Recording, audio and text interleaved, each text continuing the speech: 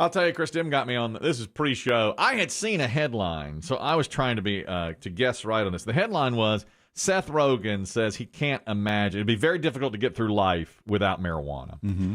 And so I walked into the studio, and Chris Dim said, just read this stat. How many joints do you think Seth Rogen smokes in a day? Now, Biggie said 0, thinking it's, the total opposite. That was just his image. Yes, that he doesn't really do that. Mm-hmm. But I had just read that headline. So I said 3. I thought breakfast, lunch, and dinner. 3. And I said incorrect. So I went 5. And I said incorrect. So then I thought, I'm going the wrong direction. Let me go back to 1 or 2. So incorrect. 2. Oh, so okay. 7.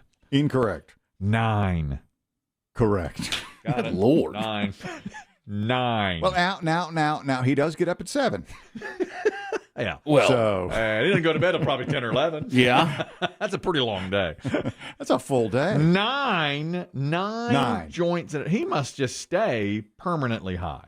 9 in a day. Just got a nice fuzz all day. A fuzz. That's a good word to describe. That's what we used to call our drinking. Get a fuzz. Just get fuzzed. Because if you, he probably does a wake and bake. These are terms I've heard. I'm sure. These are terms I've only heard.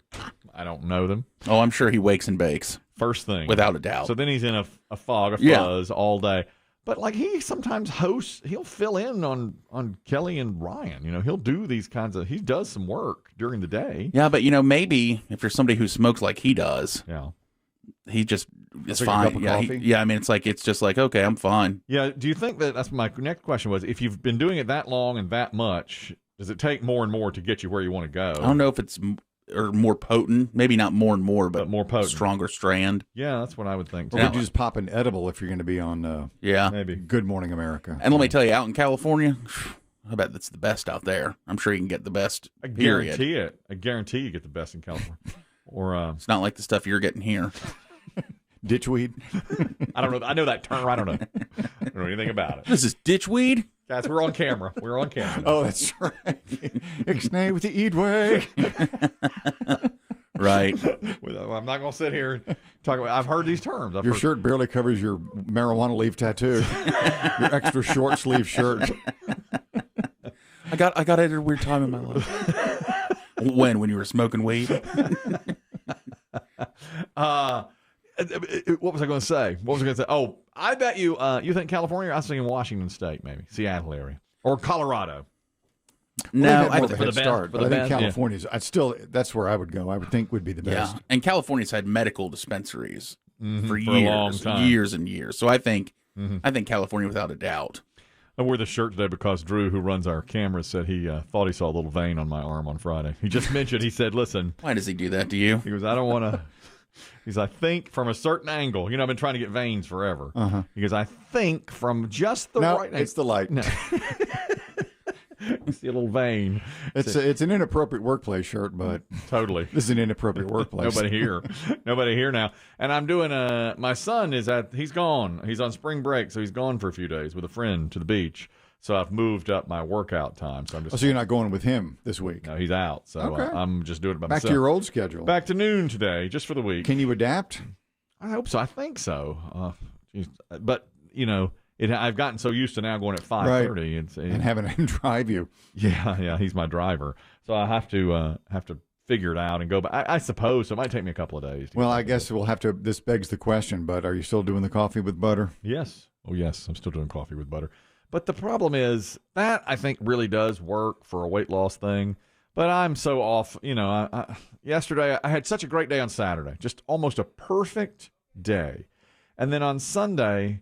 My daughter said, "I'm wanting something sweet. I'm going to make sugar cookies." All we had was all the ingredients were like butter, sugar, flour. That's it. And she could 3. And she looked it up online and she made the sugar cookies. And I thought, well, I'll have just one. Well, I ate 11. That's how I do. And then You're like Seth Rogen. Yep, exactly. And then I washed them with Diet Cokes. I washed them down with Diet Cokes. And I thought, what am I doing? I had such a perfect day on Saturday, and then Sunday, after having butter coffee. I load a bunch of sugar on top of it. You could never make any sort of scientific extrapolations because I have very limited data. But everyone I know who's tried butter coffee in the morning, they've quit. Is that right? No one has stuck with it. Why do you think? I don't know. Impossible to. Well, if they don't like it, it doesn't get the job done, or they weren't getting the results that they were hoping. I think the butter coffee. and I have done some pretty good reading on this, and a lot of people have emailed about it when I broke the news 2 weeks ago that I was starting butter coffee. It can be used well in tandem with like a keto type diet or a very low sugar diet. But if you start adding sugar on top of it, then you're just adding butter, then it's no point, So it probably won't work. Yeah. And I may give it up. I've said it before and I'll say it again. At this point, you're just adding butter to coffee. That's what you've said. I'm desperate to prove you wrong. Yeah, but you keep also drinking Diet Coke and eating sugar cookies. That's right. That is nothing keto. In fact, when you read the keto diet, I believe it starts with, if you think this diet is about drinking Diet Coke and eating sugar cookies, you're wrong. You're wrong. Every day is a new day. Every day I try to climb back on the wagon. Today is a new day. So far I've had butter coffee. That's all I've had. We'll wait and see. Believe me, I'm on my own diet, dietary journey to figure out what the heck's going on with me. I know that. And I think it's processed food related. So I'm going to have a miserable week of just eating just vegetables and lean meats and drinking nothing but water or coffee. A lot of people are asking about your... many people have asked. Many people have asked what's going on with you. We don't have time right now, but we'll get to it. And I want to share with you my worst fear, because I said I would do it once you got a clean bill of health. Which you really haven't gotten yet. I was going to say, hold that thought. Michelle, from Japan, our listener furthest away, where's the best weed? Well, actually, this is a factoid that I think will shock you a little bit because it has a crisp, dim edge to it. Actually, the majority, or what's considered to be the best marijuana in the country, is grown in California, in Humboldt County, where Humboldt Fog is made. The cheese. So if you want good weed or good cheese, you go to Humboldt County, California. And so I have a friend who lives there, and she said it's a crazy place. And I remember just some of the stories she says are just ridiculous. And you'll go out and you just walk outside, and there's all these really nice communities and these historic houses, and then there'll be like a farm with a commune with all these people growing this weed and stuff, and it's all illegal because they don't have licenses for it, but it's still considered the best in the country, and nobody messes with them. And there's all kinds of wild hippies running around. She bought a Nintendo Switch used for $100 from a guy who lived in a yellow school bus and just drove it around. And he was just it's like really bizarre stuff out there. Northern part of California? It is. Is it northern part? Yeah, that's what I was thinking. Well, thank you, Michelle. So Biggie was right. That's where you get the best weed in California. Well, that's Seth Rogen. I'm sure he's wanting the best. Thanks, Michelle. We appreciate you calling as always. Here's the sexiest bald guy in the world. Say no more. Whoever's on your list may be shooting for second. Jock did for second place. Prince William has been named sexiest bald man in the world. By, let me look at this.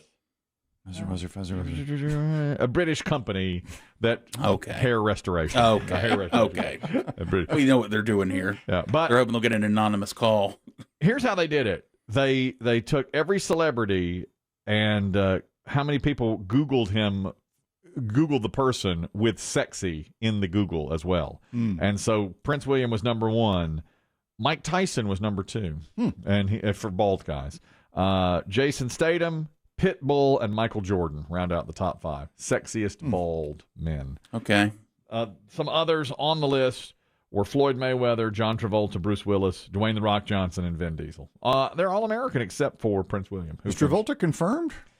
I've never heard him confirm. Everybody's always said he's got a toupee. Yeah. Oh, I thought we've had plenty of pictures of him without wearing the toupee, like the paparazzi shots that you're not supposed to get on a beach and whatnot. Yeah, that sounds familiar, but I can't place him bald right now. As a picture, but they're probably out there if you Googled it. By the way, my daughter just last night said to me, "When are you going bald?" She turned because we were talking about I have a milestone birthday coming up, and she said to me right before I went off to bed, "When are you going bald?" And I said, well, hopefully I'm not going bald. And she said, well, when's your hair going to turn gray? Do you dye your hair? She said to me, do you dye your hair? And I said, no, why would you? She's only 12. You've been talking to Dave Aiken. He thinks I dye my hair. He thinks you dye your hair. No, he doesn't. Yeah. I don't dye my hair. He thinks I dye my hair. I don't. And she said, do you dye your hair? And I said, no. Why do you ask that? And then she got it real close to look at it. She said, I don't see much gray. And you're too old to have brown hair. And I said, get away from me. Go to your room. Shouldn't you be going to bed?